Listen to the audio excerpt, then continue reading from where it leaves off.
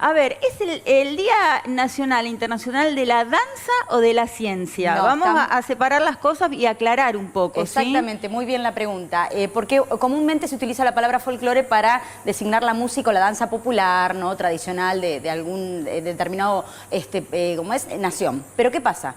En realidad, la palabra folclore es un término, es un neologismo de 1846.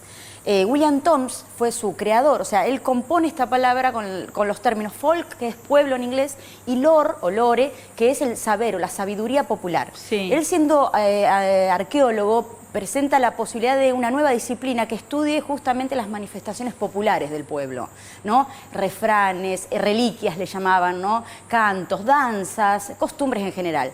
Esto lo presenta en una revista, enviando una carta, una revista de tenor científico que se llamaba Atheneum. En 1846 sale publicada, es su carta. Él firma como Ambrose Merton, como seudónimo, porque era algo bastante revolucionario lo que planteaba, ¿no? Sí. Esto de una nueva disciplina en el mundo científico dentro de las ciencias sociales.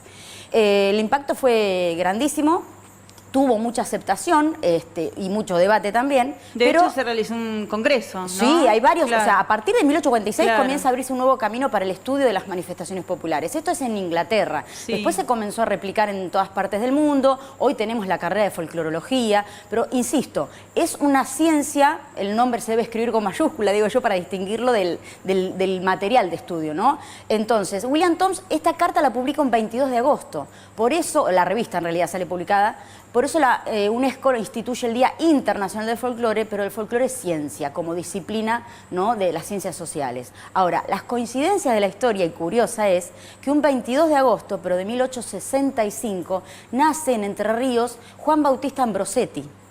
Otro folclorólogo, en realidad el primer folclorólogo que tenemos en nuestro país, que se comunica con la Sociedad del Folclore que había fundado William Thoms ya a fines del siglo XIX, y se conocen.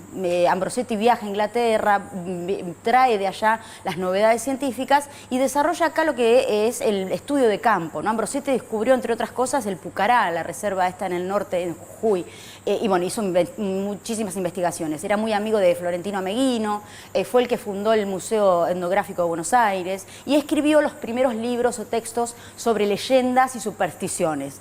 Las leyendas y las supersticiones son la base de la ciencia folclórica. De ahí en adelante, nosotros tuvimos con el tiempo el reconocimiento hacia Ambrosetti como el que abrió camino a la ciencia folclórica en nuestro país. Por eso en nuestro país se instituye el Día del Folclore Nacional un 22 de agosto, que también, es la coincidencia, claro. Curiosa, Es coincidencia. pero claro, pero tiene que ver con eso, ¿no? Entonces, tenemos la palabra folclore, que se escribe con K, porque deriva justamente del folk, que es pueblo, sí, y lore, sería, que es saber, sí. lo primero que contaste, y después se argentinizó, claro, con C. Con C se puede escribir de las dos maneras, Ajá. no con las dos juntas, porque lo he visto, Sí, eso sería ya sí, un error de ortografía. sí. Es Ricardo Rojas, quien fue un gran literario, escritor. Ricardo Rojas es el que propone escribir la palabra folclore con C para castellanizarla y adaptarla, ¿no?, a un argentinismo. Entonces se acepta de las dos maneras, ¿no? Originalmente, como deciste vos, con K o con C castellanizada. Y bueno, Ricardo Rojas también fue un gran investigador que aportó muchísimo al folclore. Y por él tenemos el Día Nacional del Día de la Cultura Nacional, el 29 de julio, que es la muerte de Ricardo Rojas. Así que Bien. están todos ahí emparentados. Bien, ¿y cómo emparentamos? Porque veo que sabes mucho de la historia, ahora no te quiero complicar. Te hago una Y lo que pasa pregunta. es que yo antes de ser bailarina soy profesora de historia. Ah, ¿en serio? Sí. Ay, mira, no sabía. Me da risa porque bueno. muchos que no saben. Sí, Mirá. soy profesora de historia. Bueno, sí. con razón sabes tanto.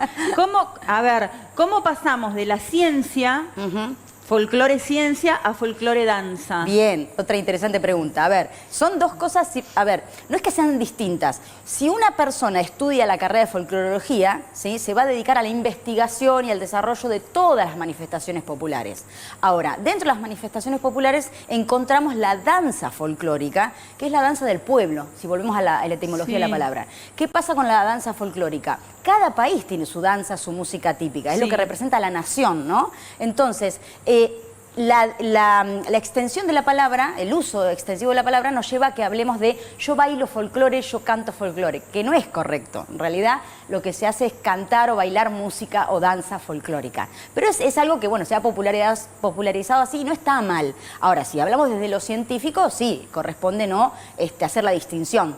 Pero hoy en día nosotros tenemos en la Universidad Nacional del Arte la carrera de licenciado en folclore y quienes estudian un montón de materias que hacen a la ciencia folclórica. El licenciado en folclore no baila solamente, baila, canta, toca instrumentos, sabe de historia, se prepara para la investigación, para el trabajo de campo. La carrera es amplísima.